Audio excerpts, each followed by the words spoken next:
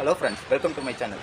இப்போ நம்ம சேனலில் என்ன பார்க்க போகிறோம்னா, நேற்று ஒரு வீடியோ ஒன்று நம்ம பார்த்துருந்தோம். இந்த தாவேக நிர்வாகி ஒருத்தர் லஞ்சம் வாங்கினதா, அதுக்கு அவரை பதவியை விட்டு தூக்குனதும் அப்புறம் அரெஸ்ட் பண்ணதையும் நம்ம இப்போ பார்த்தோம். இப்போ அடுத்து நம்ம என்ன பார்க்க போகிறோம்னா, இனிமேல் யாராவது லஞ்சம் கேட்டாங்கன்னா லஞ்ச ஒழிப்புத்துறைக்கிட்ட நேரடியாக புகார் தெரிவிக்க அதுக்கு ஒரு வாட்ஸ்அப் நம்பர் கொடுத்துருக்குறாங்க. அந்த நம்பரை நான் இங்கே போடுறேன், பார்த்துக்கோங்க.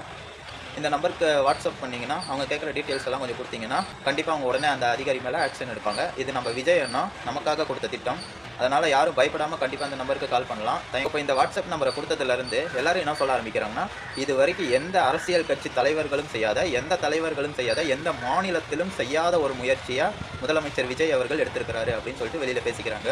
உண்மையிலே தளபதி விஜய் அவர்களுக்கு ஒரு சல்யூட் போட்டே ஆகணும். ஸோ அதுக்கு ஏதாவது ஒரு ப்ரூஃப் ஏதாவது ரெடி பண்ணால் ஒன்றும் பண்ணாதீங்க. நீங்கள் ஏதாவது ஒரு அரசு அதிகாரிகிட்ட ஏதாவது ஒரு விஷயமா நீங்கள் போய் அப்ளை பண்ணணும், ஏதாவது ஒரு ஃபார்ம் கொடுக்கணும் அப்படி இப்படின்னு நீங்கள் பண்ணுறீங்கன்னா ஒன்றும் பண்ணாதீங்க. உங்கள் செல்ஃபோனில் கேமராவை ஆன் பண்ணி ரெக்கார்டிங் பண்ணிவிட்டு இப்படி பாக்கெட்டில் வச்சுக்கோங்க. பாக்கெட்டில் வச்சுக்கிட்டு நீங்கள் என்ன பேசுங்க என்ன செய்யணும் ஆட்டோமேட்டிக்காக அது பார்த்து ரெக்கார்ட் ஆகிட்டு இருக்கும்.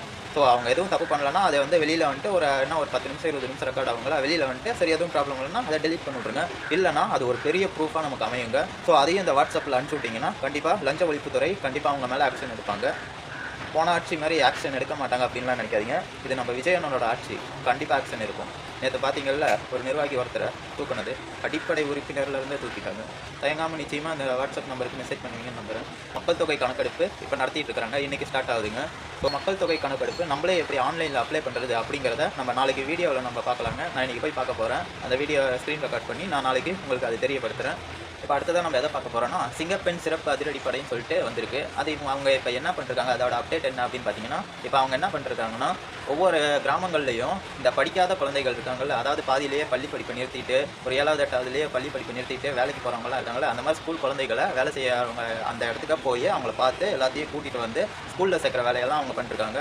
ஸோ இந்த மாதிரி நல்ல விஷயங்களையும் அவங்க மூலியமாக செஞ்சுருக்காங்க. போலீஸ் கூட இந்த அளவுக்கு செய்கிறதில்ல.